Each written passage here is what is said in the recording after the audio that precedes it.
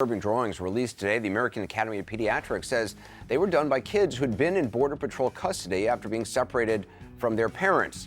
For more on the effect attention could be having on kids, I want to bring in Dr. Jodi Gold, child and adolescent psychiatrist from the Weill Cornell Medical College. She joins me now for the Full Circle interview. Dr. Gold, thanks so much for being with us. Thanks for having me. First of all, just on these pictures, I mean, there's two in particular to look at where it's very clear the drawings show jails, in one it shows people outside. The one right here we're showing.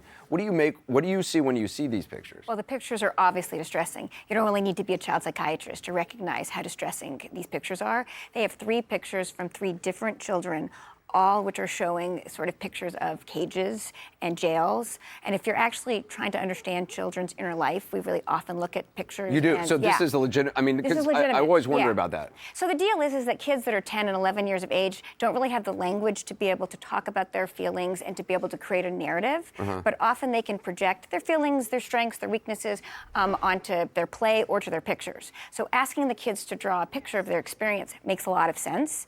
And what's so striking is, what I was struck about in these pictures is, if you look carefully at them, they spent a lot of time drawing these fences or cages.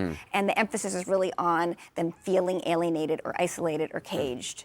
One of the pictures in particular, you can actually see that the child has they've drawn a family inside the cage and then some other guards, or what look like guards with hats, outside. That's the one we're showing right now. And you're right, I mean, the cage is actually, for a child, that is, takes a lot of time and detail to draw it like that. Right, so you're looking at where the emphasis is. So the emphasis in the picture here could be on flowers or pictures or people, but in this case, it's really on the lines that they've drawn, the cage that they've created. It's also interesting that this child has people looking in the cage from the outside and obviously people who are in the cages. I'm also struck by how the people are spread out. The people aren't together. It feels to me like the people in the cage are isolated from each other. Sometimes when you ask people to draw pictures of their family, they draw their family together, not separated. Everyone says, well, look, kids are resilient, and you know this better than anybody. Is that true? And does something like this experience of being separated from your parent, being put in a cage like this with a bunch of strangers, maybe going to the foster care system, it's a long process for these kids. They're moved in the middle of the night. They don't necessarily know where they're going. Are kids that resilient? No. I mean, kids are resilient, but the long-term effects of this trauma are for the rest of their lives. Really? And to be clear, these kids are already vulnerable, right? They've already been traumatized. They've already fled their homes to come to the United States. And then this repeated trauma is going to have long-lasting effects. What we know about the brain and development is having early childhood trauma leads to more mental health problems, more physical problems, more likelihood to have chronic medical problems, more difficulty with relationships, less sense of self, worse academic functioning. I mean, I think the long-term for these kids is really challenging. It's interesting because, I mean, I think a lot of people think, oh, look, this is an exaggeration. Kids can bounce back. These are little kids. But then when you think about PTSD, I mean, somebody in the military can have one very traumatic incident in which friends are lost or they come close to dying or whatever it may be, or they see something terrible, and that one traumatic incident in an adult can impact somebody for the rest of their life. Absolutely. I would be shocked if many or most of these kids didn't have PTSD. There's all kinds of traumatic disorders for kids that have separation and trauma early in their childhood, and it absolutely is not just something that's going to blow over. One of the things I saw quoted, I think it was from today, and I believe it was the president, saying essentially, well, look, where some of these kids and people come from, it's much worse. Conditions are much worse. It's not so much about the conditions, right? I mean, yes, it may be that the conditions are worse, but it's also about the treatment. They may have been with their parents, at least, if they were in these countries. Separating kids from their parents, them being in a situation where they don't understand the language, where their health is not being taken care of, is clearly really traumatic. I can't say what's happening in the countries they're coming from. What I can say for certain is that they're being traumatized here.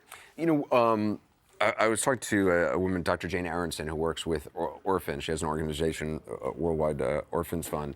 And one of the things she said always stuck with me, which is that studies show that a kid needs essentially one person to love them. And if a kid has that one person, be it ideally it's a parent, ideally they have 2 parents, but if they're in the foster care system, but they just have one person Yeah. who really loves them and makes that love known, that makes all the difference in a kid's life. I can't tell you. I can't overstate that enough. You need one. It doesn't even have to be a caregiver. You need one grown-up that you feel attached with, that makes you feel safe and can provide some kind of safety in a relationship for you to grow up with a strong sense of self, to be able to have relationships.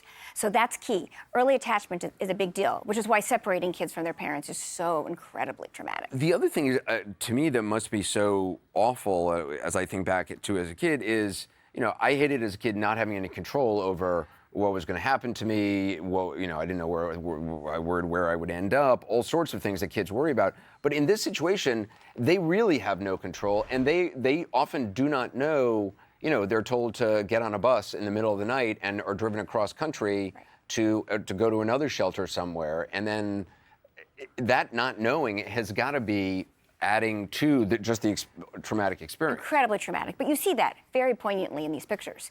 They're scared, they're fenced off, they're in a cage. They're obviously frightened kids.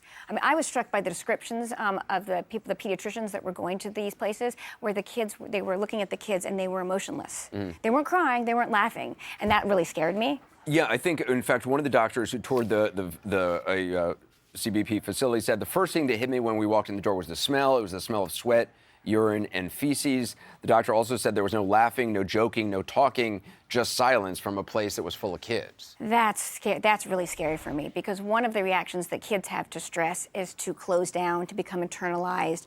They don't trust the adults around them, because kids can laugh, they can cry, but only if they feel safe. And clearly these kids, or it sounds like these kids don't feel safe. And it sounds like they're shutting down. This whole idea that they'd be expressionless is really shocking and upsetting. There's some places where we've seen kids are given a soccer ball and kids are playing soccer and they're outside, but obviously every facility has a different situation, and it seems like it's these CBP facilities which are just not set up to hold people and to hold children for long periods of time. No, it doesn't sound like the facilities there are really trained to take care of kids, to take care of their physical needs and their emotional needs, to understand the dynamics of family, to help the kids feel safe. It would be really great if there were people there to help the kids feel safe, to help them understand what was happening next, right? You can handle trauma sometimes if you know that there's people that love you and you understand what's coming next, to your point. The counter argument too, which a lot of people make, is that, well, this is,